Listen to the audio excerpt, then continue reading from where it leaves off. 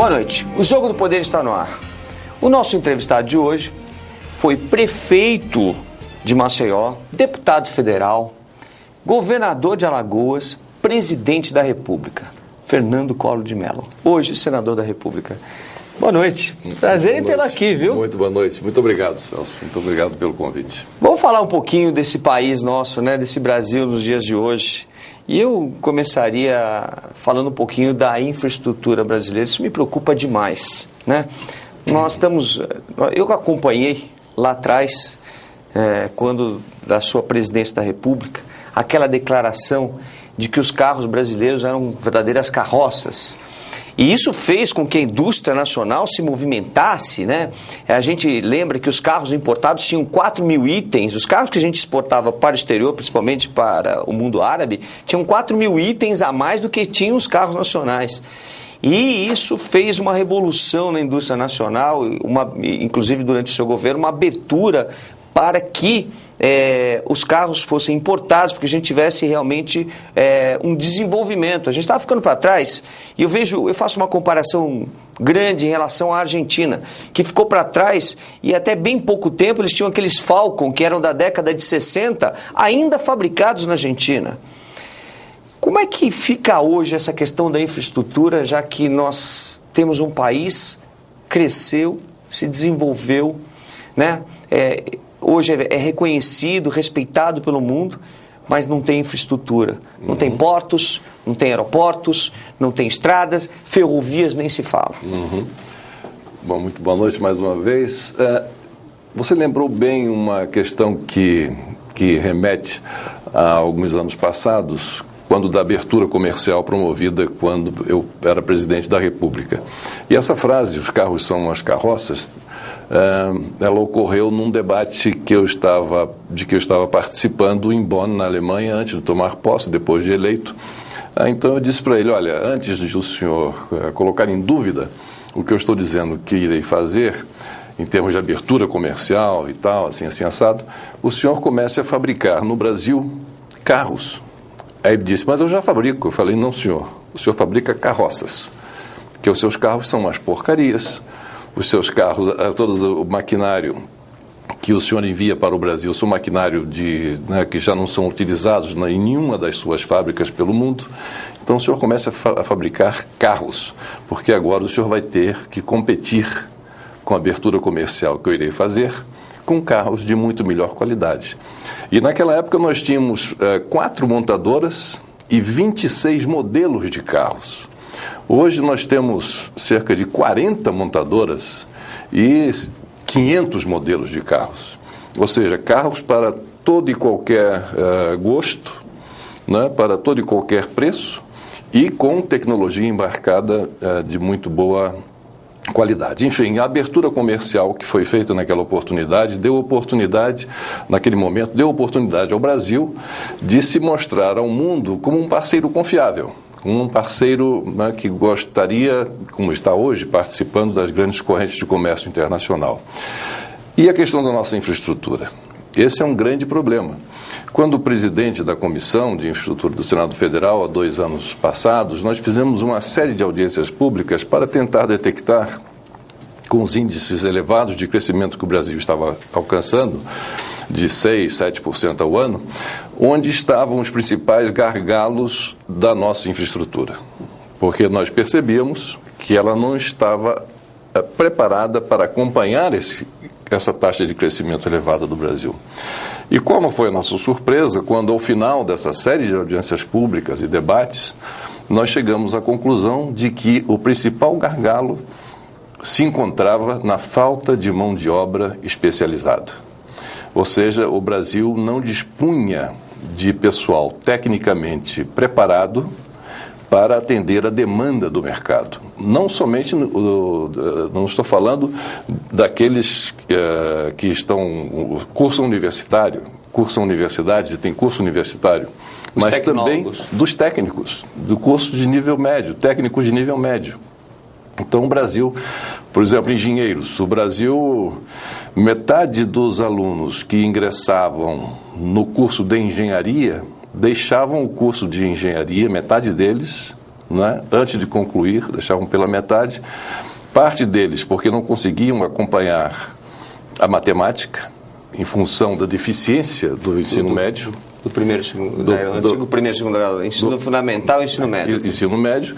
E a outra metade porque os salários não compensariam o esforço que eles estavam realizando. E isso, então, criou um grande gap, um grande fosso, né, que precisa rapidamente ser preenchido. E é isso que o governo da presidenta Dilma vem fazendo, com essa criação de inúmeras escolas técnicas, com um bom trabalho que vem sendo realizado na área de ciência, tecnologia e inovação, não é, com a criação de novas universidades, e todas elas direcionadas muito para o campo técnico e não para o campo de humanas, como nós costumamos falar, porque é disso que o Brasil precisa. A Petrobras, por exemplo, 30% do pessoal que trabalha nas plataformas da Petrobras, não porque a Petrobras queira, porque ela gostaria de ter todos brasileiros trabalhando. Não são brasileiros. Não são brasileiros. Vêm de fora porque não há mão de obra especializada ainda para isso. A Petrobras vem investindo pesadamente na formação de mão de obra, criando núcleos em várias universidades brasileiras para formar mão de obra que ela depois venha a absorver. Então, hoje, o principal problema da nossa infraestrutura está na falta de mão de obra qualificada. Agora, veja, nós temos aí as Olimpíadas, a Copa do Mundo, nós já não estamos dando conta do tráfego aéreo brasileiro, ou seja, dos passageiros indo e voltando no Brasil. Imagina quando chegar todo esse aparato de turistas e pessoas que vão trabalhar efetivamente nesses dois eventos no Brasil, ou até, vamos falar daqui a pouquinho, do Rio+20, que já é uma preparação para tudo isso. Como é que nós vamos fazer? Se os nossos aeroportos não dão conta e se nós não temos essa mão de obra, eu vejo com muito ceticismo aí o desenvolvimento e essa questão da infraestrutura para receber, inclusive, a Copa do Mundo e as Olimpíadas. Esse é um problema sério com o qual nós estamos nos defrontando. Nós já tivemos esse ano, agora de 2011, as Olimpíadas Militares, né, que é Olimpíadas Mundial, um evento mundial aqui no Rio de Janeiro. Vamos ter em 2012 a Conferência Rio+20, Conferência das Nações Unidas sobre Desenvolvimento Sustentável. Se espera a presença de 120, 150 chefes de Estado e de governo para essa conferência. Imagine a logística para isso tudo. Vamos ter em 2013 a Jornada da Juventude, com a presença de Sua Santidade o Papa Bento XVI. Teremos em 2014 a Copa do Mundo e em 2016 as Olimpíadas. Então, e tudo isso, coincidentemente, no Rio de Janeiro. Então, imagine o que vai ser necessário de esforço do governo e de cada um de nós. Enfim, nós temos vários eventos internacionais aqui no Brasil. E, como eu dizia antes, me preocupa muito a estrutura dos nossos aeroportos. Mais do que isso, né? A estrutura das companhias aéreas, que já deixam a desejar, fazem com que as pessoas esperem. Hoje, por exemplo, estava chegando aqui para a nossa entrevista em Brasília, e o aeroporto congestionado, o avião ficou 10 minutos esperando para conseguir uma vaga para que os passageiros pudessem desembarcar. Imagina. Isso é realmente um absurdo e um desconforto monumental para os usuários de transporte aéreo, que, aliás, graças ao crescimento do Brasil e à facilitação do crédito, tem aumentado exponencialmente em função do preço das passagens terem caído bastante e da possibilidade de se comprar uma passagem por um crediário, enfim, várias prestações mensais. Mas, de qualquer maneira, vivemos hoje esse drama. Os aeroportos brasileiros estão absolutamente incapacitados de atender a demanda já hoje existente. Esse país com toda essa extensão não devia ter uma malha ferroviária bem montada para a gente resolver nossos problemas? Sem dúvida. Nos Estados Unidos, a malha ferroviária é aquela que transporta, né, os produtos e faz com que não haja um encarecimento em função do transporte. Exatamente, porque aí é o arroz, o feijão, vão chegar muito mais barato em casa. Claro, a Europa, do mesmo modo, né? Enfim, falando dos Estados Unidos e Europa, grandes blocos econômicos e também o Japão, não é? Então, o Brasil, ele carece dessa visão que já vem de muito tempo atrás. A frase, eu acho que foi de Washington Luiz, de que governar é construir estradas.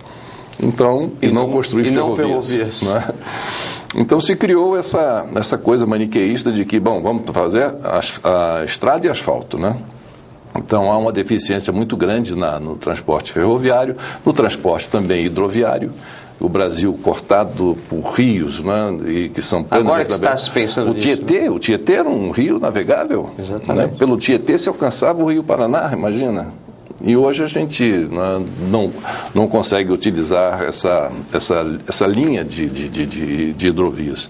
Então, o governo brasileiro, eu entendo que vem dando muita atenção a essa questão dos aeroportos, em função desses grandes eventos que estão por vir e em função do presente do atendimento à população brasileira, porque se nós não investirmos rapidamente na infraestrutura aeroportuária do país, haverá um caos. E isso é tudo o que nós não desejamos que aconteça, não é? Em momentos em que o Brasil vai se apresentar ao mundo como vai ser a vitrine, não é? Vai ser a vitrine do mundo, hospedando dignatários estrangeiros, enfim, desportistas e gente que vem de todo mundo para assistir a esses eventos. Vamos falar um pouquinho da crise internacional, né? O Brasil está muito preocupado. Eu tenho visto o governo brasileiro evitar de falar de barreiras de importação, né? Até para... Nós temos um superávit de exportação, mesmo assim o governo tem segurado as importações, não claramente, né? Cria dificuldades depois que o produto chega no Brasil. 60 dias para liberar, como é que se diz, veículos, motocicletas, enfim, todos os bens que são importados do exterior, para tentar segurar a crise, para tentar evitar que a crise chegue no Brasil. Será que o governo está no caminho certo? Será que não é melhor investir na infraestrutura aqui, investir trazendo as empresas de fora para dentro, para ver se a gente consegue driblar a crise? Bom, vejamos a situação sem contar com a crise que aí está. O Brasil vinha muito bem, né? E com crescimento chegamos ao crescimento de 7%, iríamos crescer novamente a 7%, 8%, quando aí veio veio a primeira crise de 2008, e o Brasil saiu rapidamente dela, chegamos a crescer ainda 5%, e agora veio o repique da crise, agora em 2011. E essa crise, ela é de uma dimensão muito maior do que a de 2008. Desta crise, o Brasil, no meu entender, não sairá com a facilidade que saiu da de 2008. Hoje nós temos problemas seríssimos que estão acometendo a economia mundial. Nós temos o bloco europeu patinando sem saber o que fazer. Lá no bloco europeu temos a Alemanha pontificando como a grande fornecedora de recursos para atender às demandas fruto da irresponsabilidade fiscal desses países como Grécia, Irlanda, Espanha, Portugal e agora Espanha e talvez Itália. Mas a Alemanha agora mesmo ela retirou o seu representante do Banco Central Europeu. E a chanceler Angela Merkel disse que a partir de agora nenhuma decisão de ajuda a outros países da comunidade será feita sem que passe pelo Bundestag, que é a Assembleia, o Congresso alemão. Com isso, querendo criar dificuldades para que essa ajuda... É uma forma de proteger, né? De proteger a sua economia, que sem dúvida é a mais forte da Europa, e as outras economias, como a economia francesa e mesmo fora da comunidade do Reino Unido. A tendência, portanto, nessa crise é esses blocos se fecharem, se protegerem ainda mais. Os Estados Unidos, da mesma maneira. O comportamento do Congresso americano é um comportamento, desculpe a expressão, mas que beira a irresponsabilidade. No momento em que faltou com o apoio ao presidente Obama, no momento em que a questão era suprapartidária. É que, na verdade, o americano tem uma visão muito micro, né? Ele só enxerga os Estados Unidos na frente, ele não consegue enxergar o mundo, né? É verdade, tem esse lado, essa faceta também dos americanos, é verdade. Mas nessa questão, isso eu estou aqui só me lembrando de algumas passagens, não vem o caso agora relembrar, acontecendo comigo. Bom, mas agora... Isso na sua era presidente, com os Estados Unidos. Exatamente. Então tem agora a criação dentro do Partido Republicano desse grupo do Tea Party, né? Então, que é um grupo que vem trabalhando, na realidade, contra os próprios Estados Unidos. O discurso do presidente Obama, recentemente, né, deixa isso muito claro. Enfim, mas o bloco americano, o bloco Canadá, Estados Unidos, México, vão também se fechar para tentar resolver os seus problemas. Nesse bloco eu incluiria também o Japão. Esses países da comunidade europeia, do NAFTA, do Japão, representam 70% do comércio internacional. Os países emergentes, incluindo nesses países emergentes, China, Índia, Brasil e outros, representam apenas 20% do comércio internacional. Então, nós precisamos o quê? Expandir o nosso comércio, não é? E com o efeito dessa crise, o fechamento dessas economias, nós não temos como crescer. A China, que vem sendo o grande comprador Deixa eu aproveitar, já que nós temos algumas perguntas de telespectadores falando a esse respeito e perguntando, a gente já emenda e vamos ouvi-los. O Denis Alves de Brasília, o Ronaldo Luiz de São Paulo e a Áurea Silvia do Rio de Janeiro. Senador, como o senhor avalia a economia do país? Eu gostaria de perguntar ao ex-presidente Fernando Collor, que foi um dos responsáveis pela abertura no Brasil da importação de veículos, como ele vê hoje esse mercado essa enxurrada de carros mundiais, agora os chineses entrando no Brasil. Eu gostaria de saber o que ele tem a falar para a gente sobre isso. Quais os objetivos da Conferência Rio+20? Pois veja, o Rio+20, nós vamos falar só sobre o Rio+20, que tem tudo a ver com a sua pessoa. A gente explica já. Vamos falar da economia, que nós estávamos discutindo, né? Bom, então, em relação à questão da importação de veículos, aquela pergunta que foi feita, não foi somente a abertura comercial, não significou apenas a chegada ao Brasil de veículos que nós poderíamos e podemos chamar realmente de carros, não é? Mas também tem a questão dos computadores. Naquela época não havia computadores. O computador que nós utilizávamos aqui era um computador 3 ou 4 gerações atrasadas daquela geração que estava sendo vendida no supermercado, no drugstore ou em lojas de conveniência dos Estados Unidos. E nós trouxemos com essa abertura computadores que realmente podiam assim ser chamados. A questão do telefone celular. Que veio na sua era. Que veio na nossa época, no nosso governo, com abertura comercial.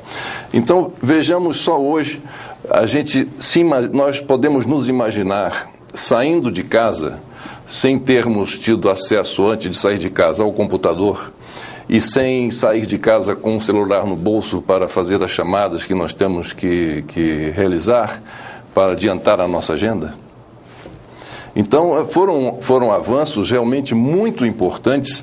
E nessa questão, na pergunta que foi feita por um dos telespectadores, ele diz, bom, eu subentendi que já está havendo muito carro, né? Está havendo muita importação de carros. Mas o importante é saber como está se comportando o mercado de um modo geral e como estão se comportando as montadoras que aqui estão estabelecidas e que aqui estão dando empregos.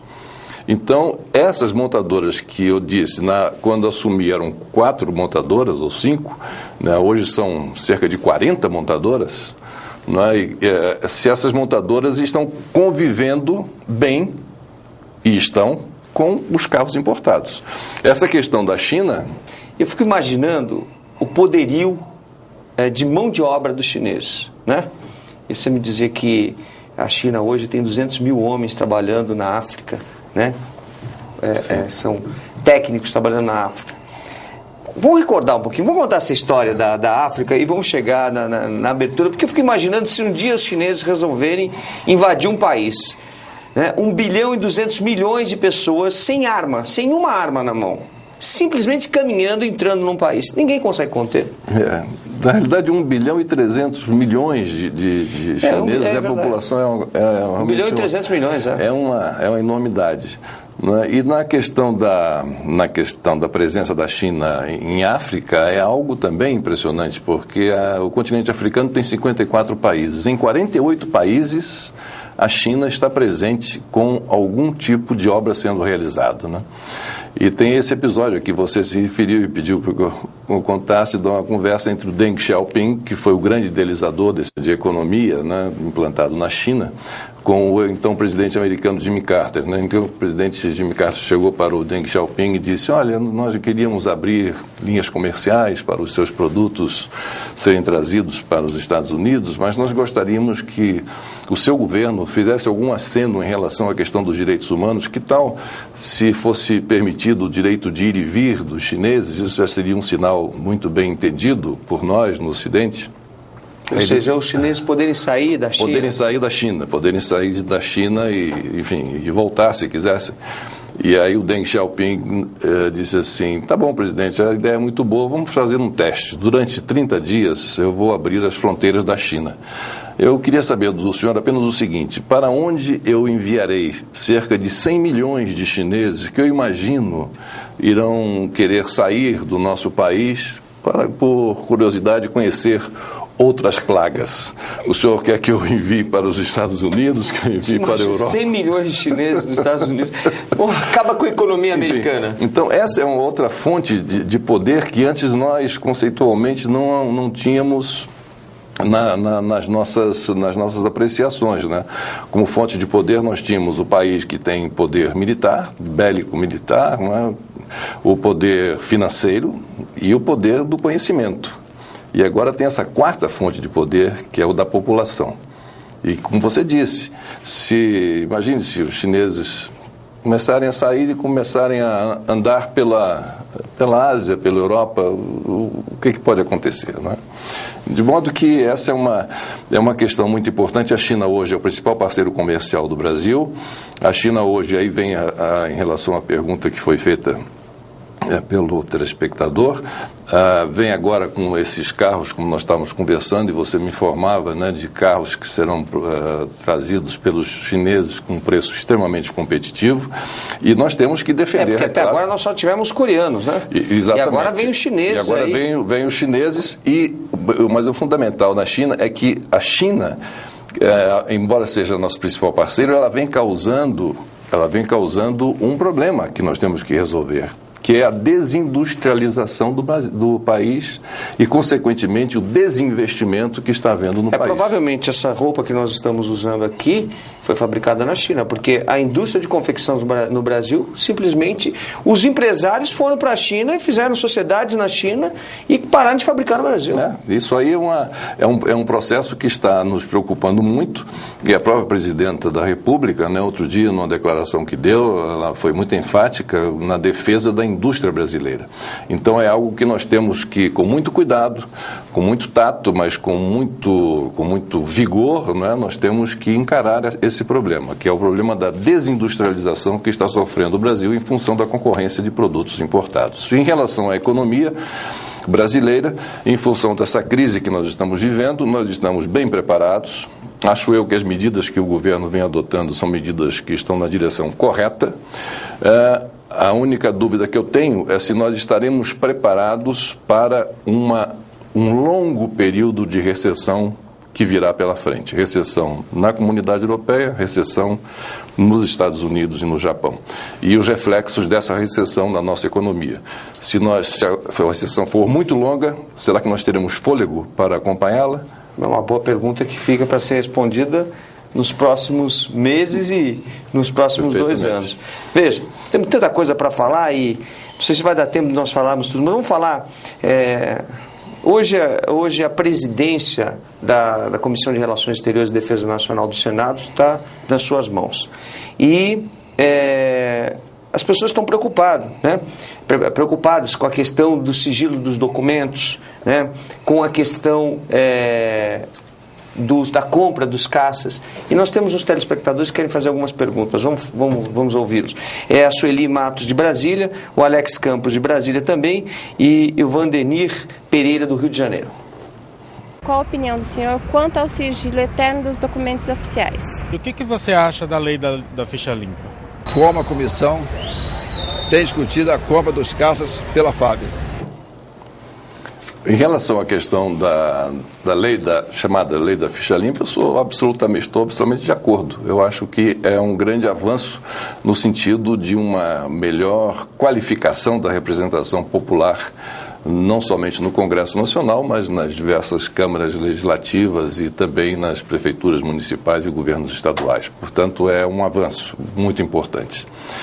Em relação à questão dos caças, nós acabamos de realizar 3 audiências públicas na Comissão de Relações Exteriores e Defesa Nacional, em que nós ouvimos os 3 fabricantes de caças que estão disputando a licitação aberta pelo Brasil. E essa história já eram os caças americanos, aí os franceses vieram, vamos fazer com os franceses, até por conta da história dos Mirages no Brasil, e aí vai e vem, e não se resolve isso.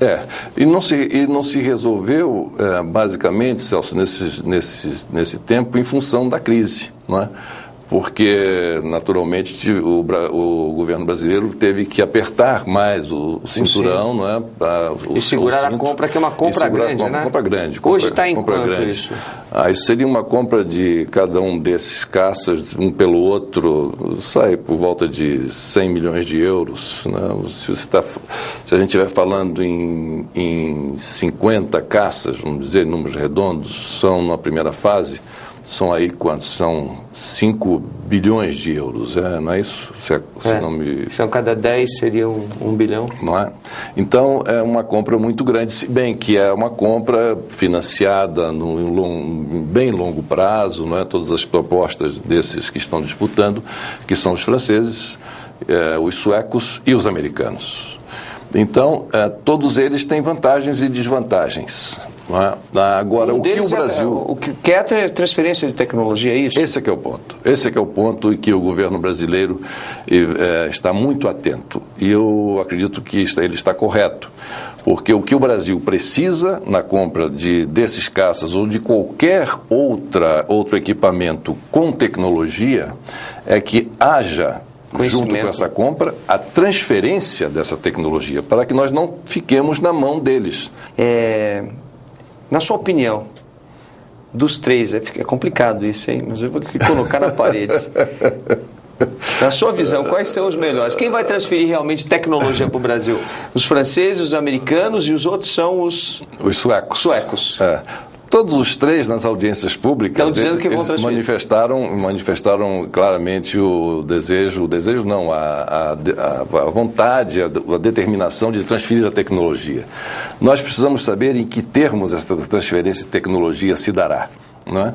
Se é uma transferência pura e simples da coisa, vamos dizer assim, do hardware, ou se entra o software nisso, que é o coração da tecnologia, o que nós desejamos. Não adianta transferir só a fabricação, tem que transferir também o conhecimento sobre o sistema. Exatamente. Né? Então, é exatamente nesse ponto que eu acredito que nós devemos nos bater. Aquele que nos oferecer melhores condições de transferência tecnológica associada às melhores condições para defender o Brasil, né, que com o crescimento da sua economia vem sendo hoje muito cobiçado, entre aspas, por as grandes potências internacionais, com o pré-sal, a questão das riquezas que nós temos, celeiro do mundo, não é isso? Então, as nossas fronteiras, nós precisamos de caças operacionais, né, com um range, um alcance de voo bom, que dê para cobrir todo o nosso território. Enfim, e aí vamos fazer a comparação de um por um. Mas o governo brasileiro está muito atento a isso e, no momento oportuno, acredito que ele vai dar a sua palavra final. Então, essa é a questão. Vamos falar da questão do sigilo dos documentos públicos. Tem feito Aí a minha pergunta é o seguinte, né? Como é que um ex-presidente da República convive com toda a informação que recebeu durante o governo? Informação de documentos secretos, de relações internacionais, de tecnologia na área de defesa e em outras áreas. Como é que se convive com isso? E dá realmente para abrir esses documentos depois de 50 anos? Olha, essa que é a diferença. Porque sou senador da República, né, com muita honra pelo estado de Alagoas, e fui presidente deste país. E presidente de um país no momento em que, por exemplo, eu acabei com o Serviço Nacional de Informações pela deturpação que o organismo estava vivendo, sendo submetido. Nós firmamos com a Argentina, demos fim à corrida armamentista com vistas à construção do artefato nuclear, da chamada comumente bomba atômica. Criamos um sistema de controle recíproco das nossas pesquisas, né, para que elas fossem aplicadas unicamente em questões de paz. Banimos também as armas químicas e bacteriológicas do nosso subcontinente. Enfim, e com todas essas ações, nós tivemos acesso a muitas informações extremamente sensíveis. Então, há essa diferença, como também em relação ao presidente Sarney. Hoje, no Senado, somos 2 ex-presidentes, éramos 3, recentemente perdemos, lamentavelmente, o senador Itamar Franco, o ex-presidente Itamar Franco. Tem o presidente Sarney e eu, como senador, que fomos presidentes da República. Então, nós sabemos o que existe em termos de sigilos, de documentos, de informações, de tecnologias sensíveis. Essas informações deixariam o país numa situação constrangedora, inclusive possíveis informações de... Nós vimos muito na Guerra Fria entre a União Soviética e o Brasil, a antiga União Soviética, a atual Rússia, e os Estados Unidos, os Estados Unidos, né? A inteligência desses países investigando um ou outro. E eu não tenho dúvida de que nós também, em determinado momento, investigamos coisas que interessavam o Brasil. Expor essas coisas é constrangedor para o Brasil? É mais do que constrangedor, é algo que coloca em risco a questão da nossa soberania, a questão das nossas relações internacionais. Pode atritar? Sem dúvida nenhuma que pode, né? Mas eu não quero ser longe de mim de querer ser o Agora, 50 anos é o suficiente ou não? Em determinados documentos, talvez não. Mas depende, isso depende, né? A gente não pode chegar e hipotecar o nosso futuro para os futuros mandatários da nação, os futuros presidentes, e dizer que daqui a 50, eles assumem vamos dizer, daqui a 25 anos, se a gente vota hoje um projeto que diz que dentro de 25 anos essas informações todas têm que estar abertas. Algumas podem estar abertas amanhã, outras podem estar abertas daqui a 20, 30, 40, 50, quem sabe? Talvez tudo vai depender do momento. Talvez o presidente tenha que ter esse discernimento e tem que se deixar na mão dele. Olha, pode abrir determinados documentos, alguns têm que ser prorrogados. E isso será levado a ele, porque no projeto do substitutivo que eu apresentei, com o intuito de levantar o debate, o que eu desejo é que isso seja debatido no Congresso Nacional, porque esse projeto passou pela Câmara com voto simbólico. Da maneira que você conhece bem. Quem estiver de acordo, permaneça como está, aprovado. E uma matéria desse alcance e dessa profundidade. Talvez porque os deputados, nenhum deles foi presidente da República e não sabe o conteúdo desses documentos. Ou talvez até pela pressa com que foi feito tudo isso. Então, nosso desejo no Senado é de debater o assunto. Vamos debater... A exaustão. A exaustão à altura do interesse que a questão deve despertar por parte de todos aqueles que têm alguma responsabilidade em relação ao futuro do Brasil. Vamos falar sobre a Rio+20. Em 1992, durante o seu mandato de presidente da República, foi feito a Rio+92, né? E se discutiu o meio ambiente. Nós vamos fazer isso 20 anos depois. Acaba agora, se eu não me engano, o Acordo de Quioto, né? Então o mundo tem que rediscutir a questão ambiental, né, para a preservação de todos nós. Isso vai acontecer no Rio de Janeiro por iniciativa sua no Senado. Fala um pouquinho disso. Como é que você está vendo a construção da Rio+20? Olha, eu vejo a realização da Conferência das Nações Unidas sobre Desenvolvimento Sustentável, e eu fico muito feliz de ter sido o autor do requerimento no Senado e que, afinal, foi levado ao presidente Lula e ele levou às Nações Unidas, que na Assembleia Geral aceitou o oferecimento do Brasil de sediar aqui a Conferência Rio+20. O nosso objetivo é de que olhemos 20 anos para frente. O que é que nós temos que fazer para salvar o planeta? E, ao mesmo tempo, nós temos que criar um outro marco regulatório, já que o Protocolo de Quioto, como você bem lembrou, o Tratado de Quioto, ele está terminando a sua vigência agora em 2012. Então, nós precisamos recuperar o espírito da Rio+92 e lançarmos um olhar prospectivo, para os 20 anos que temos pela frente. O que fazer, como fazer, de que forma realizarmos esse nosso intento. Então, esse fundamentalmente é o objetivo e nós esperamos que seja um marco.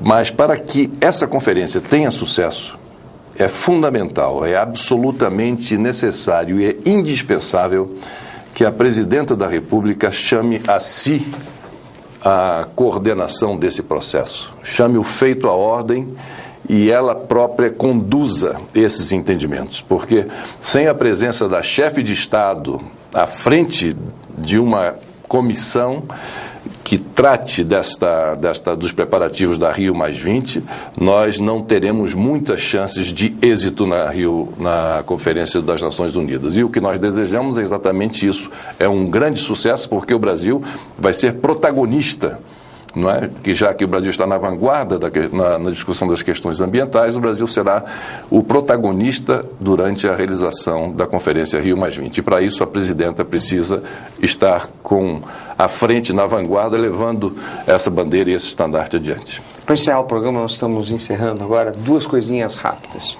Duas perguntas rápidas. Primeiro, essa devoção à Nossa Senhora, né? Eu sempre lhe encontro com a Nossa Senhora no peito.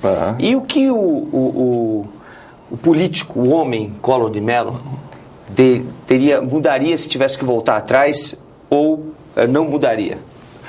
Bom, em primeiro lugar, a devoção é em função da fé que sempre me moveu, que eu sempre tive, e graças a essa fé que eu continuo, enfim, lutando e enfrentando as lutas diárias, né?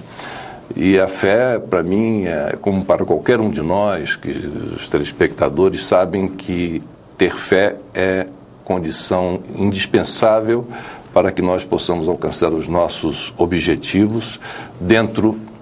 No caso, eu sou cristão, sou católico, apostólico romano, cristão, dentro do que a cristandade estabelece como parâmetro.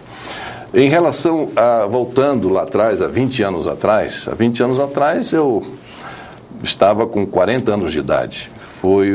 E continuo sendo o mais jovem presidente do Brasil. Já eleito ou não eleito. Fui o primeiro presidente do Brasil eleito depois da redemocratização e dessa transição muito bem conduzida pelo ex-presidente e atual presidente do Congresso, José Sarney. De modo que, aos 40 anos de idade, tendo inúmeras ideias, com aquela vontade, aquele voluntarismo, aquele entusiasmo de querer mudar as coisas do dia para a noite, de dizer, não, vamos fazer o Brasil um Brasil aberto, um Brasil que seja um parceiro internacional, um Brasil que, eu sempre dizia o seguinte, eu prefiro estar sentado na última fila dos países desenvolvidos do que em primeiro na fila dos países que naquela época se chamavam subdesenvolvidos. Eu queria alçar o Brasil a essa condição que, graças a Deus, hoje nós estamos já chegando lá, nós estamos praticamente lá, né? Se nós já não estivermos. De modo que erros foram cometidos, equívocos foram cometidos, sem dúvida, não é? Foram cometidos, mas muitos acertos também foram realizados. E eu prefiro ficar com esses acertos na minha memória, já que os equívocos e os erros cometidos, eu já os apreendi para não incorrer nesses erros novamente. Não é? Então, de modo que isso foi uma grande experiência que vivi, que Deus me deu a oportunidade e o povo brasileiro de ter, de viver, de vivenciar, e naturalmente fico muito feliz de ter podido dar a minha contribuição, embora pequena, para que o Brasil pudesse estar hoje vivendo uma situação que nós todos estamos aplaudindo e festejando, graças aos presidentes que se seguiram, desde o presidente Sarney e aqueles que se seguiram a mim, culminando com o governo do presidente Luiz Inácio Lula da Silva. Muito obrigado. Muito obrigado. Por ter vindo aqui. Um grande abraço. Muito obrigado. Nós vamos ficar por aqui. Vocês, a semana que vem nós voltamos com o Jogo do Poder. Até lá, gente.